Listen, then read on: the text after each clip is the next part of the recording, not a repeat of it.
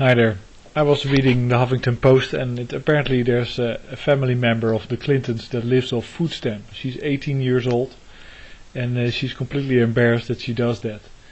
And so I was wondering about that whole food stamp system that's actually owned by JP Morgan, who makes a profit on managing that, of course. Because it's an example of basic carrying capacity that agricultural industry apparently has to maintain food supply to people that need it. And I was wondering what numbers go around in that type of undertaking. And I cannot really find a fix on it, but the highest estimate that I found was 28 billion or something. And the more, so I have a list here that says supplemental nutrition assistance program participation and cost. Total cost at the end of the last column in 2009 is 53,629,700. I don't assume that it's 53 billion. That sounds a little bit too much. But even if it was 53 billion, it's a marginal cost in the current situation where you have trillions and trillions and trillions pumped into the economy. And for one thing, that it's a shame that people that receive benefits like this are not asked to participate in productive activities, teaching. I'm not sure. Maybe I'm just babbling, but I think that's a key of the point that I'm trying to make also in the other videos, is that you cannot go on reducing the burden of work on people by automating and by making manufacturing, using machines and making things more efficient. You cannot keep doing that and just lay people off. You have to realize that if you make something more easy to do, that there is free time left over for people. That I was talking about the 20 farmers on the island that were working the farm every day. And one day they find, they build this machine and it takes care of the work of 19 of them.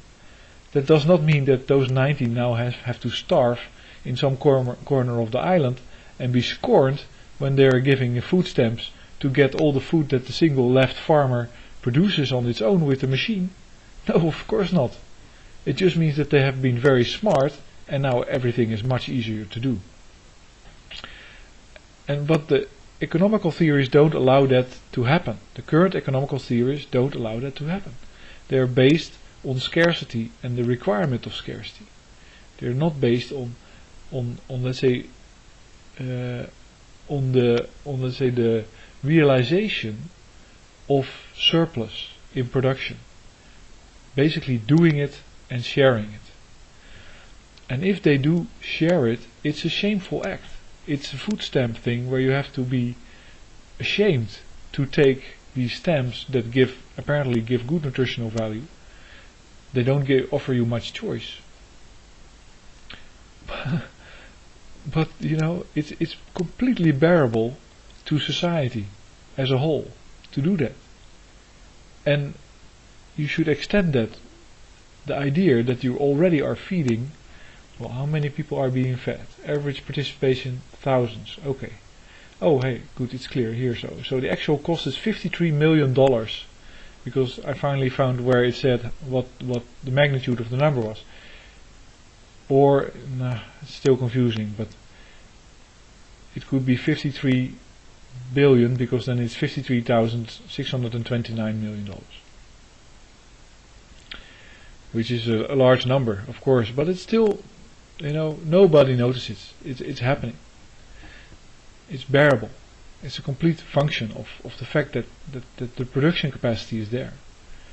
And it should be taken out of the context of a shameful thing and just made a basic thing. And the funny thing is, of course, in Western Europe, that's the case. In most Western European countries, you have a social safety net, as it's called.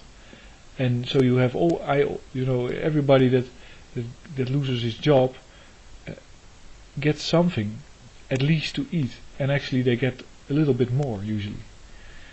So they get enough to live a simple life, because that's completely within the abilities to bear.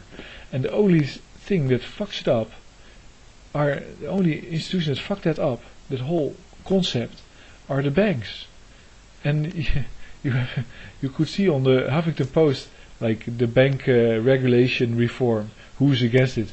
All the Republicans. Yes, they're the ones that always say you need to fight, you need to struggle, you need to make it on your own. You have to start all over again. Now with the unschooling, they say, I know, education, don't go to school, unschool. Go sit home and wait until your parents have time to teach you something. They might suck at teaching, they might not have time because they're under pressure to make money. But that's a better option, much better. You'll be very dumb and we'll be able to manage you much easier. That's what they're saying. And they're saying, if you get food stamps, it's a shameful thing. We should kind of get rid of that whole system. It's horrible. Why share? But that's because they're under control of the banks that always want people to compete and struggle so they can kind of pick out the spoils on the battlefield. And so I was seeing that video or that article about the Clinton crying because she received food stamps. But she should say, well, of course I could be more useful to society. And maybe somebody could pay me money for whatever I could do, but I'm only 18, what skills have I been able to develop? I might be beautiful and then I become a model.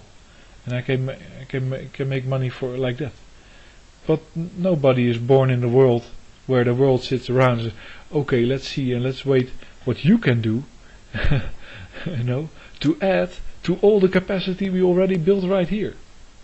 What happens to a young man that thinks of building a car? It's just, that's already being done. He cannot make a career doing that. I cannot invent the light bulb. I cannot invent modern agriculture. I cannot, invent LEDs and computers. It's already done. So let me have the benefit of it. And don't start moaning about the fact that, it costs money and all that stuff. That's because you're not using alternative energy.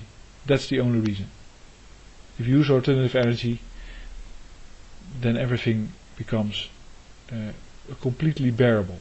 There's no effort anymore.